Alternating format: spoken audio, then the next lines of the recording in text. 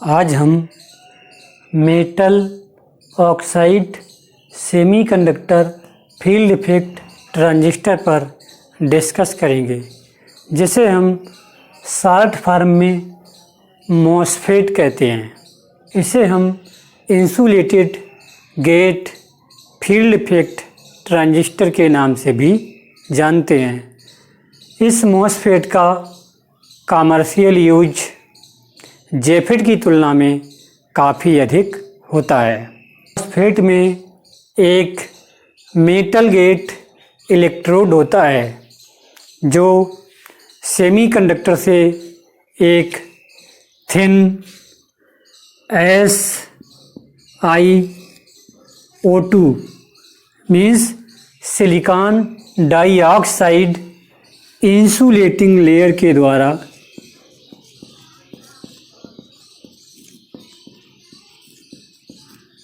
Separate होता है,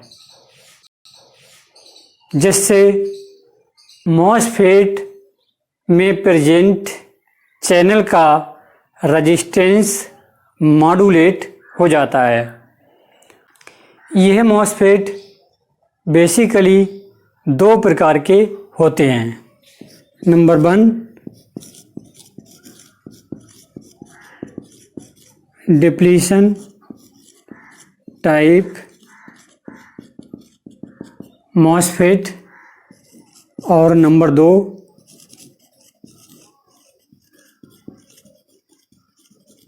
enhancement type MOSFET. जब जीरो गेट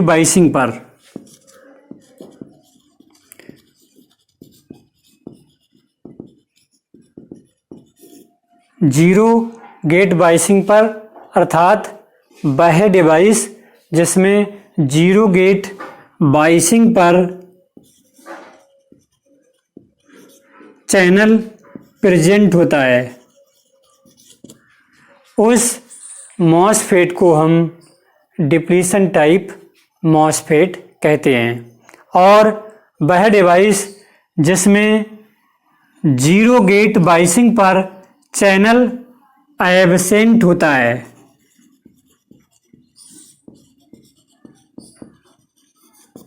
उसे हम एनहेंसमेंट टाइप मॉसफेट कहते हैं।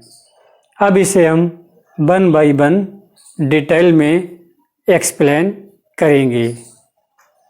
प्रथम हम एक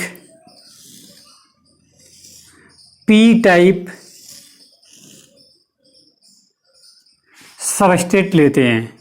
ये हमने कोई भी ले लिया, पी टाइप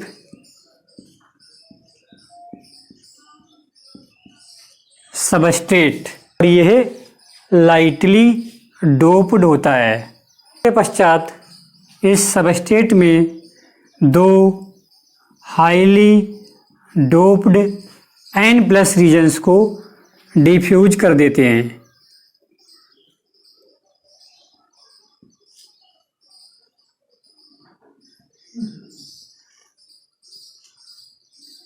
ये हमने ले लिए N+ रीजन जो हाईली डोप्ड होते हैं, इन्हें हम पी टाइप सबस्ट्रेट में डिफ्यूज कर देते हैं।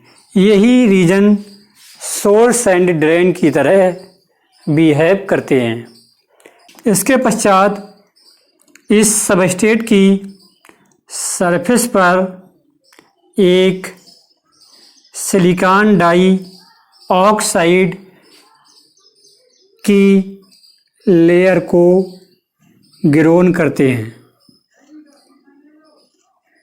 ये हमने एक इस पे चला दी सिलिकॉन डाइऑक्साइड की लेयर, जो एक इंसुलेटिंग लेयर होती है, और इसी लेयर के द्वारा चैनल और गेट टर्मिनल एक दूसरे से सेपरेट रहते हैं।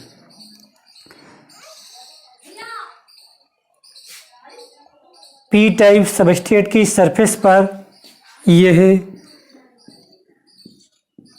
SiO2 इंसुलेटिंग लेयर चढ़ाने के पश्चात, डिपॉजिट करने के पश्चात इस लेयर के ऊपर एक तीसरा टर्मिनल फॉर्म किया जाता है जिसे हम गेट कहते हैं। गेट संक्षिप्त में से जी कहते हैं। और जो हमने lightly doped P type substrate में जो N plus highly doped regions को डिफ्यूज किया था, यह रीजन सोर्स और ड्रेन की तरह बिहेव करते हैं। तो ये इस वाले टर्मिनल को हमने मान लिया ये वर्क करता है एज ए ड्रेन, जिसे हम डी राइट करते हैं। और जो दूसरा टर्मिनल है ये हमने मान लिया वर्क करता है एज ए सोर्स एस। और ड्रेन तथा सोर्स के इलेक्ट्रिकल कनेक्शन के लिए इस SiO2 लेयर में 2 होल भी कट कर दिए जाते हैं। ये हमने 2 होल कट कर दिए जिससे सोर्स और ड्रेन का इलेक्ट्रिकल कनेक्शन बना रहता है। और ये हमारा रहता है चैनल। ये चैनल चूँकि ये डिप्लीशन टाइप मॉसफेट है तो जीरो गेट बायसिंग पर भी यहाँ पर चैनल प्रेजेंट रहता है। ये चैनल है, या हम इसको कहें एन चैनल, मीन्स इलेक्ट्रॉन्स का चैनल हमने यहाँ पर शो किया है। तो और इसमें एक चौथा टर्मिनल भी, एक मटेरियल मीन्स सबस्ट्रेट का एक चौथा भी टर्मिनल भी निकला रहता है जिसको हम एस नाम दे रहे हैं। मीन्स सबस्ट्रेट का टर्मिनल होता है, इसीलिए हमने इसको एस नाम दे दिया। सिंगल एस को सोर्स और डबल एस को सबस्ट्रेट टर्मिनल के नाम से हम यहाँ पर शो किया है हमने। अर्थात सर्वप्रथम हम एक lightly doped P type substrate लेते हैं, फिर इस सबस्ट्रेट में 2 highly doped N plus regions को डिफ्यूज कर देते हैं। इसके पश्चात इस सबस्ट्रेट की सरफेस पर एक इंसुलेटिंग SiO2 लेयर को चढ़ा देते हैं और इस लेयर को चढ़ाने के पश्चात इस लेयर के ऊपर एक तीसरे टर्मिनल को हम डिपॉजिट कर देते हैं जिसे हम गेट कहते हैं। और जो हमने highly N plus doped regions को डिफ्यूज किया था, यह रीजन ड्रेन और सोर्स की तरह बिहेव करते रहते हैं तथा सोर्स और ड्रेन के इलेक्ट्रिकल कनेक्शन के लिए इस SiO2 लेयर में 2 होल भी कट कर दिए जाते हैं। सेंस यहाँ पर चैनल और गेट एक थिन SiO2 इंसुलेटिंग लेयर के द्वारा सेपरेट होते हैं, अलग होते हैं। इसीलिए इस मॉसफेट का इनपुट इम्पीडेंस बहुत अधिक होता है। डिप्लीशन टाइप मॉसफेट के सर्किट सिंबल इस तरह से होते हैं। गेट और चैनल के बीच में थोड़ा सा गैप है, यह SiO2 लेयर को शो करता है। मीन्स यहाँ पर इसमें चैनल और गेट एक दूसरे से इंसुलेटेड होते हैं, इसीलिए हमने यहाँ पर गेट टर्मिनल को थोड़े गैप के द्वारा शो किया है, वही ड्रेन और सोर्स। इसी प्रकार इसमें भी या तो हम सबस्ट्रेट के टर्मिनल को अलग से दिखा दें तब इस तरह से सिंबल को शो करेंगे। यदि हम सबस्ट्रेट के टर्मिनल को ना शो करें तो इस तरह से हम शो कर सकते हैं, जहाँ ये एरो करंट की डायरेक्शन को शो कर रहा है। डिप्लीशन टाइप मॉसफेट की वर्किंग को समझने के लिए सर्किट डायग्राम इस तरह से बनाते हैं। इसमें भाई हमने एक मॉसफेट ले लिया और हमने ड्रेन पर पॉजिटिव पोटेंशियल अप्लाई कर दिया। तब क्या होता है कि ये पॉजिटिव ड्रेन पोटेंशियल यह चैनल से इलेक्ट्रॉन्स को अट्रैक्ट करता है, जिससे क्या होता है कि इलेक्ट्रॉन मूव करने लगते हैं, मीन्स इलेक्ट्रॉन चैनल के थ्रू फ्लो होने लगते हैं और करंट बहने लगती है। इस डायरेक्शन, ये हमने शो की है, इस डायरेक्शन में ID = IDSS करंट फ्लो होती रहती है। क्योंकि ये करंट जीरो गेट बायसिंग पर फ्लो होती है, मीन्स VGS = 0 वोल्ट पर फ्लो होती है। इसीलिए हमने ID = IDSS राइट किया, means drain current when VGS = 0 volt. अर्थात हम सर्वप्रथम VGS को 0 वोल्ट पर सेट करते हैं और ड्रेन पर पॉजिटिव पोटेंशियल अप्लाई करते हैं। तब यह पॉजिटिव पोटेंशियल चैनल से इलेक्ट्रॉन्स को अट्रैक्ट करता है, जिससे चैनल के थ्रू इलेक्ट्रॉन फ्लो होने लगते हैं और सूक्ष्म मात्रा में एक करंट फ्लो होती है, जिसकी डायरेक्शन हमने ये शो की है, ID = IDSS। इसके पश्चात जब हम गेट पर नेगेटिव पोटेंशियल अप्लाई करते हैं, नेगेटिव पोटेंशियल मीन्स अभी 0 था, -1 वोल्ट, -2 वोल्ट, -3 वोल्ट, इस तरह से हम अब गेट पर नेगेटिव वोल्टेज अप्लाई करते हैं। तब क्या होता है, गेट पर अप्लाइड यह नेगेटिव वोल्टेज चैनल के इलेक्ट्रॉन्स को रिपेल करता है तथा इसमें प्रेजेंट होल्स को अट्रैक्ट करता है। कौन से होल्स को? जो P टाइप सबस्ट्रेट, ये हमारा लाइटली डोप्ड है, इसमें होल प्रेजेंट होते हैं, उनको अट्रैक्ट करता है, जिससे क्या होता है, P टाइप सबस्ट्रेट के होल्स चैनल में आ जाते हैं और चैनल में प्रेजेंट इलेक्ट्रॉन तथा होल्स एक दूसरे से रिकम्बिनेशन कर लेते हैं, जिससे क्या होता है, करंट और भी डिक्रीज हो जाती है। क्योंकि रिकम्बिनेशन की प्रोसेस में चैनल में इलेक्ट्रॉन्स की संख्या घट जाने के कारण ड्रेन करंट भी घट जाती है या घटने लगती है।